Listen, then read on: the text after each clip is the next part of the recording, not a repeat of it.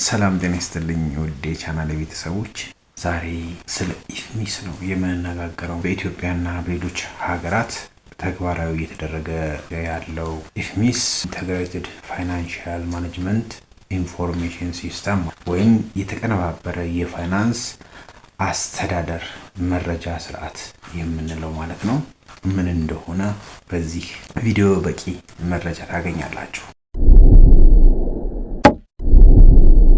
ኢፍሚስ ምንድነው የሚለውን ስናይ የመንግስትን የፋይናንስ አሰራር ስርዓት ለማዘመንና ግልጽነትን ለማስፈን የተዘጋጀ የቴክኖሎጂ ስርዓት ነው ማለት። እንዲሁም ስርዓቱ በዋናነት የመንግስት መስሪያ ቤቶችን ገቢያቸውን፣ ወጫቸውን፣ ንብረታቸውንና በጀታቸውን በአንድ ማዕከላዊ የኮምፒውተር መረብ እንዲያስተዳድሩ ለማስቻል የተዘጋጀ ሲስተም ነው ማለት ነው። የኢፍሚስ ስርዓት ኮር ኮንሰፕት ምንድነው? አንደኛ መቀናጀት ወይም ኢንተግሬሽን ነው። በስርዓቱ ውስጥ ያሉት 9 ዋና ዋና የስራ ክፍሎች ወይም ሞጁሎች አሉ። እርስ በርሳቸው ተቀናጅተው መረጃ ይለዋወጣሉ ማለት ነው። ሁለተኛው ምንድነው? ማዕከላዊነቱ ነው። ሴንትራላይዜሽን የምንለው ነው። ሁሉም የፋይናንስ መረጃዎች መጨረሻ ላይ በኦራክል ጀነራል ሌጀር ወይም አጠቃላይ መዝገብ ውስጥ የሚሰበሰቡበት ነው ማለት ነው። ኢፍሚስ 9 ሞጁሎች አሉት። በዚህ መሰረት የሞጁሎችን ዓላማ፣ ዋና ዋና ተግባራትና ያላቸውን ቅንጅት እንመለከታለን ማለት ነው። አብራችሁን ስትቆዩ ላይክ ኤንድ ሰብስክራይብ ማድረጋችሁን አትርሱ። ቀደም ብዬ እንደገለጽኩላችሁ ኢፍሚስ ወደ 9 ዋና ዋና ሞጁሎች ወይም የስራ ክፍሎች አሉት ማለት ነው። እነዚህም የስራ ክፍሎች በቅደም ተከተል ይዤላችሁ መጥቻለሁ ማለት ነው። በዚህ መሰረት የመጀመሪያው ሞጁላችን የሚሆነው ጀነራል ሌጀር ወይም አጠቃላይ መዝገብ የምንለው ነው። አጠቃላይ መዝገብ ምንድነው የሚለውን ስናይ የኢፍሚስ ስርዓት ማዕከላዊ አንጎል ተብሎ ይጠራል። ምክንያቱም ሁሉንም የፋይናንስ መረጃዎች አጠቃሎ ስለሚይዝ ዋና ተግባራቶቹ ምንድናቸው የሚለውን ስናይ አንደኛ የሂሳብ ኮዶችን ወይም ቻርት ኦፍ አካውንት ያስተዳድራል። ሁለተኛ የፋይናንስ ሪፖርቶችን ያመነጫል ወይም የተለያዩ የፋይናንስ ሪፖርቶችን ለማውጣት ያገለግላል ማለት ነው። ሌላው ምንድነው? መረጃዎችን የሚቀበል ሞጁል ነው ማለት ነው። ከአካውንት ፔብል የተከፈሉ ክፍያዎችን መረጃ ይሰበስባል። ከአካውንት ሪሲቬብል የተሰበሰቡ ገቢዎችን መረጃ ይሰበስባል። እንዲሁም ከቋሚ ንብረት ወይም ፊክስድ አሴት የንብረት መዝገቦችን መረጃ ይሰበስባል። ከደሞዝ ወይም ፔሮል የሰራተኞችን ደሞዝ መረጃ ይሰበስባል። ከኢንቨንተሪ ከምንለው የንብረት እንቅስቃሴ መረጃዎችን ይሰበስባል ማለት ነው። ባጭሩ ጂኤልን እንደ አንድ ትልቅ ማሰሮ አስቡትና በሌሎች ክፍሎች የተቀመሙ ወይም የተዘጋጁ የፋይናንስ መረጃዎች በሙሉ የሚቀመጡበት ማለት ነው። ጀነራል ሌጀር ከሌለ ኢፍሚስ ሙሉ የፋይናንስ ሪፖርት ማውጣት አይችልም። ሁለተኛው ሞጁል የበጀት አስተዳደር ሞጁል የምንለው ነው። የበጀት ዝግጅትና ቁጥጥር ሂደትን በቴክኖሎጂ ለማከናወን ዋና ዋና ተግባራቶች አሉት። አመታዊ በጀትን ማቀድ፣ ለየመስሪያ ቤቱ መመደብና ወጪዎች ከተፈቀደው በጀት በላይ እንዳይሆኑ መቆጣጠር። ተግባራቶቹን ዘርዘር አድርገን ለማየት ስንሞክር በጀት ሴሊንግ ኖቲፊኬሽን የምንለው ወይም የበጀት ጣሪያ ማሳወቂያ የምንለው ነው። ይህ መስሪያ ቤቱ የተፈቀደውን ከፍተኛ የበጀት መጠን ማሳወቅ ነው። ሌላው በጀት ፕሪፓሬሽን ወይም በጀት ዝግጅት፣ አመታዊ የበጀት እቅድን በዝርዝር ማዘጋጀት አንዱ ተግባሩ ነው። እንዲሁም በጀት ሪኮመንዴሽን እንደ አፕሮቫል የበጀት ምክረ ሀሳብና ማጽደቅ የሚሰራበት ነው። የተዘጋጀው በጀት ታይቶ አስተያየት እንዲሰጥበትና እንዲጸድቅ ማድረግ ተግባሩ ነው ማለት ነው። አራተኛው በጀት አፕሮቫል ኖቲፊኬሽን የምንለው በጀቱ መጽደቁን ለሚመለከታቸው አካላት ማሳወቅ ነው። እነዚህ ዋና ዋና ተግባራቶቹ ናቸው ማለት ነው። ምን አይነት ኢንተግሬሽን አለው የሚለውን ስናይ ደግሞ አንደኛ ከአካውንት ፔብል ጋር ኢንተግሬሽን አለው። ማንኛውም ክፍያ ከመፈጸሙ በፊት በጀት ኮንትሮል ወይም በጀት መኖሩን ያረጋግጣል ማለት ነው። ሁለተኛ ከካሽ ማኔጅመንት ጋር እንደዚሁ ኢንተግሬሽን አለው። ለወደፊት የገንዘብ ፍሰትን ትንበያ ወይም ካሽ ፎርካስቲንግ የሚሆኑ ግብዓቶችን ያቀርባል ማለት ነው። ሶስተኛ ከፔሮል ወይም ፐርቼዚንግ ጋር እንደዚሁ ኢንተግሬሽን አለው። ለደሞዝም ሆነ ለግዢ የሚሆን በጀት መኖሩን አስቀድሞ ያረጋግጣል። ከነዚህ 4 ሞጁሎች ጋር ከፍተኛ ኢንተግሬሽን አለው ማለት ነው። ከአካውንት ፔብል፣ ካሽ ማኔጅመንት፣ ከፔሮል እና ከፐርቼዚንግ ጋር ማለት ነው። ሶስተኛው አካውንት ፔብል የምንለው ሞጁል ነው። የዚህ ሞጁል ዋና ዓላማ ለአቅራቢዎችና ለተለያዩ ወጪዎች የሚከፈሉ ክፍያዎችን ለማስተዳደር የሚጠቅም ነው ማለት ነው። ምን ተግባራትን ያከናውናል የሚለውን ለማየት ያክል የክፍያ መጠየቂያዎችን መመዝገብ፣ ክፍያዎችን ማጽደቅ፣ በባንክ በኩል ክፍያው እንዲፈጸም ለባንክ መረጃውን ማስተላለፍ። አንድ መስሪያ ቤት ለአቅራቢዎች፣ ለሰራተኞች እና ለተለያዩ አገልግሎት ሰጪዎች የሚከፈለውን ክፍያ በስርዓት ለመመዝገብና ለመፈጸም የሚያገለግል ነው ማለት ነው። ተግባራቶቹን ዘርዘር አድርገን ለማየት ስንሞክር ሰፕላይ ሜንቴናንስ ኤንድ አቅራቢዎች መረጃ አያያዝ ነው። በሲስተሙ ውስጥ አዳዲስ አቅራቢዎችን መመዝገብና ነባሮችን ማስተዳደር ነው። ሁለተኛ ሪሲፕት ኦፍ ኢንቮይስ ወይም የክፍያ መጠየቂያ መቀበል ነው። ከአቅራቢዎች የመጡ የክፍያ መጠየቂያ ደረሰኞችን በሲስተም ውስጥ ማስገባት ነው። እንዲሁም ኢንቮይስ ቬሪፊኬሽን ኤንድ ሪካርዲንግ የምንለው ሲሆን ደረሰኝ ማረጋገጥና መመዝገብ የምንለው ማለት ነው። የቀረበው ደረሰኝ ትክክለኛ መሆኑን አረጋግጦ መመዝገብ አንዱ ተግባሩ ነው ማለት ነው። ሌላው ፔመንት ወይም ክፍያ መፈጸም ነው። በመጨረሻም ጸድቆ የተገኘውን ክፍያ በባንክ ወይም በሌላ መንገድ መፈጸም ዋና የአካውንት ፔብል ወይም የክፍያ ሂሳብ ሞጁል ተግባራቶች ናቸው ማለት ነው።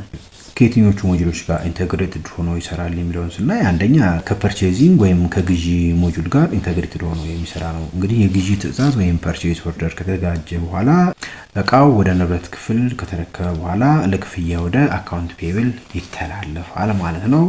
ሁለተኛ ከፔሮል ወይም ደሞዝ ጋር እንደዚሁ ኢንተግሬትድ ሆኖ ይሰራል። የሰራተኞች የደሞዝ ክፍያ ጥያቄ ፔመንት ሪኮስት ማለት ነው ከፔሮል ሞጁል ወደ አካውንት ፔብል እንደዚሁ ይመጣል ማለት ነው።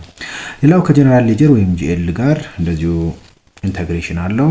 በአካውንት ፔብል ውስጥ የሚፈጸሙ ማናቸውም የክፍያ እንቅስቃሴዎች ለሪፖርት ዝግጅት እንዲመቹ ወደ ጠቅላላ መዝገብ ወይም ጀነራል ሌጀር ይላካሉ ማለት ነው። አራተኛው ሞጁል አካውንት ሪሲቬብል ወይም የገቢ ሂሳብ የምንለው ነው። ዓላማው ለመንግስት ወይም ለተቋሙ የሚገቡ ገቢዎችን ለመከታተልና መመዝገብ ነው። ተግባራቶች አሉት ምን ናቸው የሚለውን ስናይ አንደኛ ገቢ መቀበል ነው። ከደንበኞቹ የሚሰበሰቡ ገቢዎችን በስርዓት ውስጥ መመዝገብ ነው። ሌላው ደረሰኝ ማዘጋጀት ወይም ማመንጨት ነው። እንዲሁም ከደንበኞች የሚሰበሰቡ ውዝፍ ሂሳቦችን መቆጣጠር፣ የተሰበሰበውን ገንዘብ ወደ ባንክ ሂሳብ ገቢ የማድረግ ሂደት ማለት ነው። እነዚህ ዋና የአካውንት ሪሲቬብል ወይም የገቢ ሂሳብ ተግባራቶች ናቸው ማለት ነው። ከየትኞቹ ሞጁሎች ጋር ኢንተግሬትድ ሆኖ ይሰራል የሚለውን ስናይ አንደኛ ከጀነራል ሌጀር ጋር ኢንተግሬትድ ሆኖ ይሰራል። በአካውንት ሪሲቬብል ውስጥ የሚመዘገቡ የገቢ አይነቶች በቀጥታ ወደ ጠቅላላ መዝገብ ይላካሉ ማለት ነው። ሁለተኛ ከካሽ ማኔጅመንት ጋር እንደዚሁ ኢንተግሬትድ ሆኖ ይሰራል። ለገንዘብ ፍሰት ትንበያ ወይም ካሽ ፎርካስቲንግ ግብዓት የሚሆን መረጃ ያቀርባል ማለት ነው። አምስተኛው ሞጁል ካሽ ማኔጅመንት የምንለው ነው ወይም የጥሬ ገንዘብ አስተዳደር የምንለው ሞጁል ነው። እንግዲህ የዚህ ሞጁል ዋና ዓላማ የባንክ ሂሳቦችንና የጥሬ ገንዘብ ፍሰትን ለመቆጣጠር ወይም መቆጣጠር ነው ማለት ነው።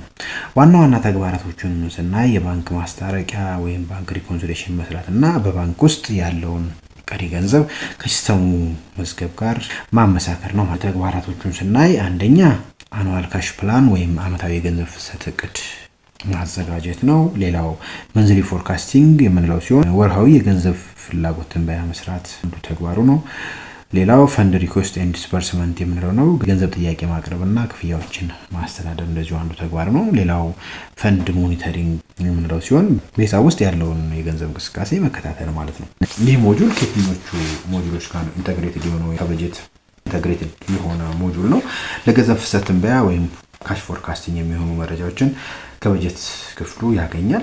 ሌላው ከጀነራል ሌጀር ጋር እንደዚሁ ኢንተግሬሽን አለው። የባንክ ማስታረቂያ፣ ባንክ ሪኮንሲሊዬሽን እና ሌሎች የጆርናል መረጃዎችን ለጠቅላላ መዝገብ ይልካል ማለት ነው።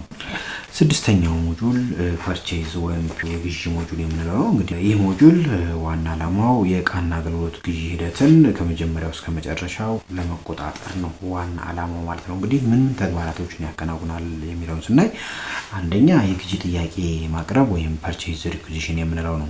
የመስሪያ ቤቱ የስራ ክፍሎች የሚፈልጉትን እቃ ወይም አገልግሎት በሲስተሙ በኩል ይጠይቃሉ ማለት ነው።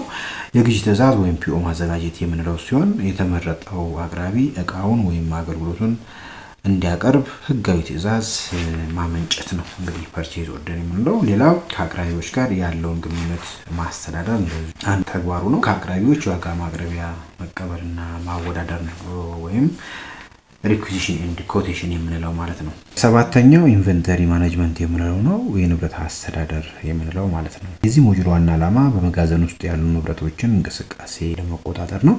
ዋና ዋና ተግባራቶቹን ስናይ አንደኛው ፕላን ወይም እቅድ፣ የንብረት ፍላጎትን አስቀድሞ ያቅዳል ማለት ነው። ሌላው ሪሲቪንግ የምንለው ነው፣ አዳዲስ እቃዎችን ገቢ ማድረግ ወይም ጂአርኤን ማዘጋጀት ወይም ሞዴል 19 የምንለው ነው።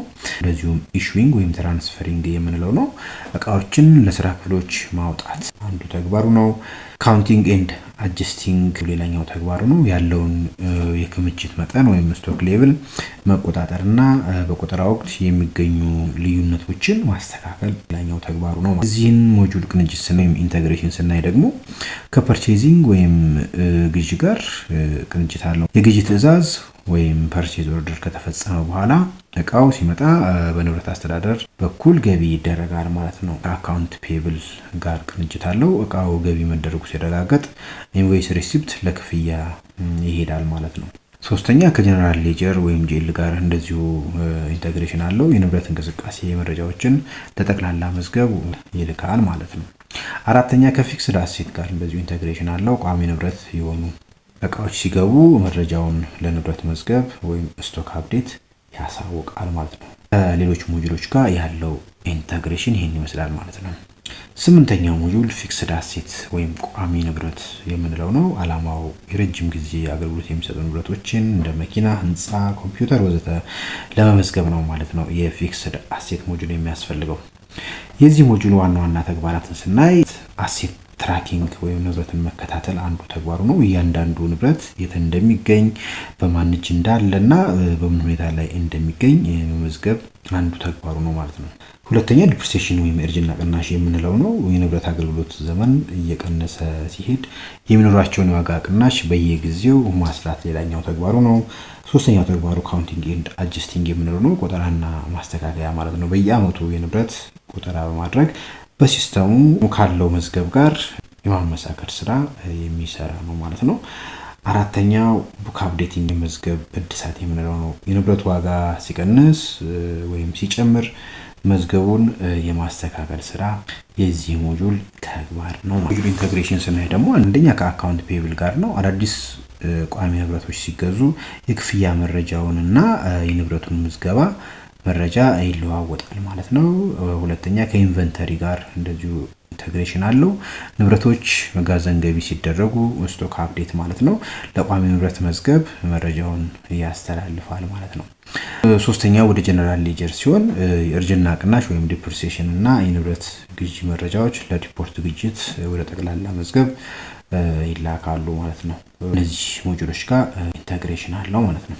ዘጠነኛው ሞጁል ደግሞ ፔሮል የምንለው ነው። የመንግስት በጀት አዘገጃጀት ወይም ደሞዝ የምንለው ማለት ነው። ዓላማው ምንድነው የሚለውን ስናይ እንደ ሲስተሙ አወቃቀር የሚለያይ ቢሆንም የመንግስትን የሰው ኃይል ወጪንና የደሞዝ ክፍያን ለማስተዳደር ነው ማለት ነው ዋና ዓላማው።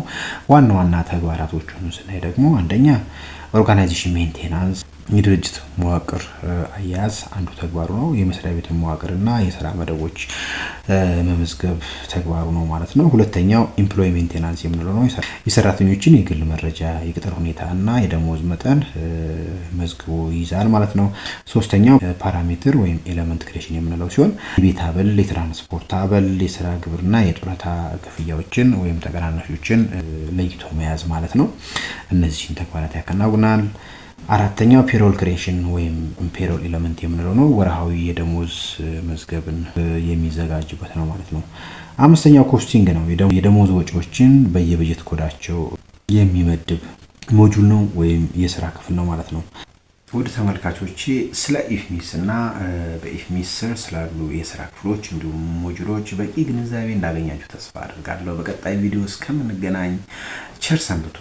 ቻናሉን ሰብስክራይብ፣ ቪዲዮውን ከወደዳችሁ ደግሞ ላይክ፣ ሼር፣ ኮሜንት ማድረጋችሁን አትርሱ።